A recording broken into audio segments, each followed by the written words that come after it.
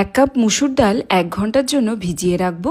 তারপরে মিক্সার গ্রাইন্ডারে একদম মিহি একটা পেস্ট অল্প জল দিয়ে বানিয়ে নেব। এবারে ওই মুসুর ডাল বাটায় দিয়ে দেব কাঁচা পেঁয়াজ কুচি, রসুন কুচি, কাঁচা লঙ্কা কুচি, ধনেপাতা কুচি, হলুদ গুঁড়ো, লঙ্কার গুঁড়ো, নুন, সামান্য চিনি আর সর্ষের তেল। সব কিছু ভালোভাবে মিক্স করে নেব আর লাস্টে একটু কালো জিরেও ছড়িয়ে দেব। কুমড়ো পাতা বা লাউ পাতাগুলোকে নুন গরম জলে ভালো করে ধুয়ে নিতে হবে। এবারে প্রত্যেকটা পাতা থেকে এই ডান্ডিগুলোকে কেটে বাদ দিয়ে দেব। এবার একটা করে পাতা ছড়াবো, অল্প অল্প করে ডাল বাটা দেব আর এইভাবে একটা এনভেলাপের আকার দেব। প্রত্যেক স্তরে যেন অল্প অল্প করে ডাল বাটা থাকে। সব দিকগুলো মুড়ে দেওয়ার পরে শেষে ওপর থেকে একদম অল্প ডাল বাটা দিয়ে মুখটা সিল করে দেব।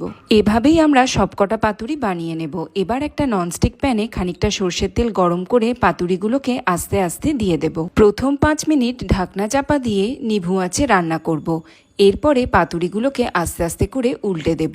তারপরে আরও খানিকটা সর্ষের তেল দেব, দিয়ে আরও প্রায় 5 থেকে 7 মিনিট রান্না করলেই তৈরি হয়ে যাবে গরম গরম ডাল পাতুরি। যদি আপনারা এগুলোকে সর্ষের তেলে ডিপ ফ্রাই করেন তাহলে খেতে আরও টেস্টি হবে, একদম মুচমুচে ডালের বড়ার মতো খেতে লাগবে।